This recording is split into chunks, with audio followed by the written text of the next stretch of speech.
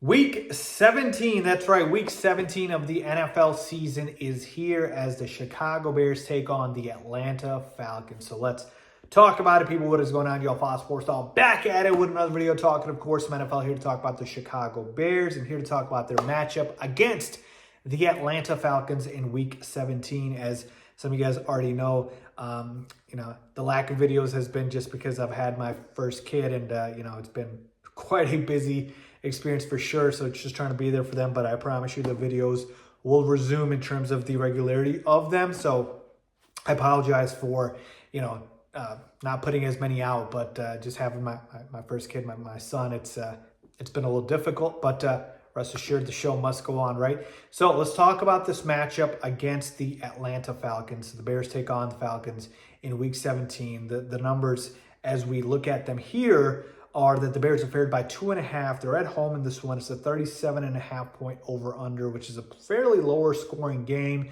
We're talking December football in Chicago, so it's going to be cold. And we're talking about an Atlanta team that is not a high-powered offense. Now, look, they're 7-8 on the year, still in the thick of things, but not a very impressive team to me.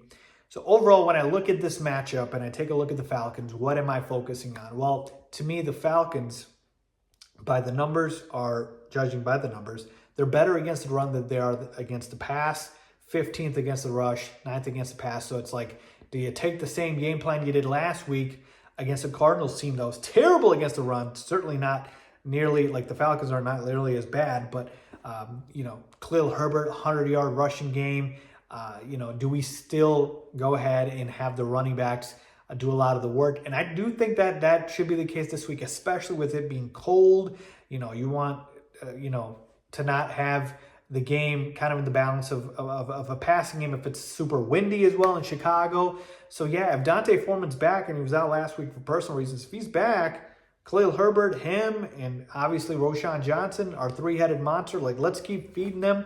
Atlanta is worse against the rush than they are against the pass, so I wouldn't mind doing that. And of course, Justin Fields, the most elite rushing weapon we have, so obviously we want to get him going as well. So offensively speaking, it probably is a bit of a similar game plan here because Atlanta's secondary is very solid, so your receivers, DJ Moore, guys like that, probably won't be able to get open as much. Maybe use more Cole Kmet in the middle of the field. So certainly the game plan this week could look a lot like it was last week for the Chicago Bears. So I think that is probably what's going to happen offensively for the Bears is they're going to run the football a lot. They're going to, use the middle of the field. Will Cole Kmet, maybe with Robert Tonyan, and, the receivers are not going to be as open with Atlanta's sticky secondary. So offensively, that's the kind of route I see happening. Defensively speaking, look, Taylor Heinicke is not the starting quarterback of the Falcons. It was Desmond Ridder. He was benched. He's terrible. And Taylor Heinicke and the Falcons had a pretty impressive victory last week against the Colts, 29-10. They won that game. So, again, that was fairly impressive for them to do so. And their biggest weapon on offense to me is Bijan Robinson.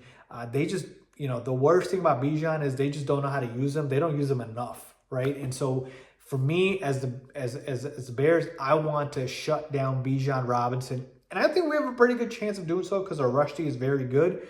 But, yeah, they have weapons on the outside in Kyle Pitts and Drake London. But I'm telling you right here, right now, Arthur Smith wants to beat you with the run.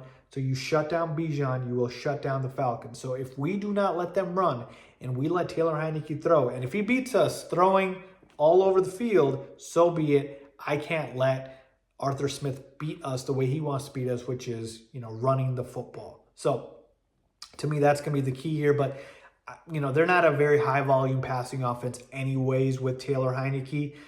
So I don't foresee that being a big problem there. So I think it's going to be, again, they have Tyler Algier as well as Bijan Robinson and then Cordell Patterson, the former Bear as well. But yeah, folks, I'll pick, getting beaten by Heinicke over getting beaten by Bijan if he rushes for 100 yards and 2 tutties. So that's just me, but that should be the game plan, the focus here.